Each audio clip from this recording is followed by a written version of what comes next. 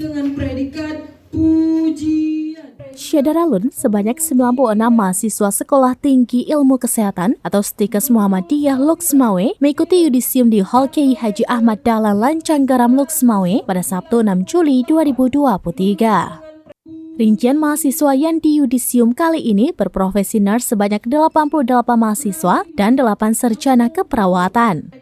Lalu, dari 96 mahasiswa yang di yudisium, 56 diantaranya dinyatakan lulus dengan predikat cum laude, semuanya lulusan profesi nurse.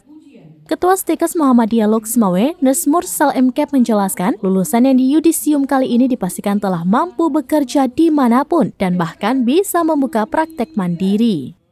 Apalagi dasarnya, mayoritas yang lulus kali ini juga sudah lulus uji kompetensi. Sedangkan kepada alumni, pihaknya mengharapkan dapat berkompetensi di kancah nasional maupun internasional dalam upaya mencari peluang kerja sebagaimana para alumni-alumni sebelumnya. Dari Loksmawe, Saiful Bahri, Serambi News.com.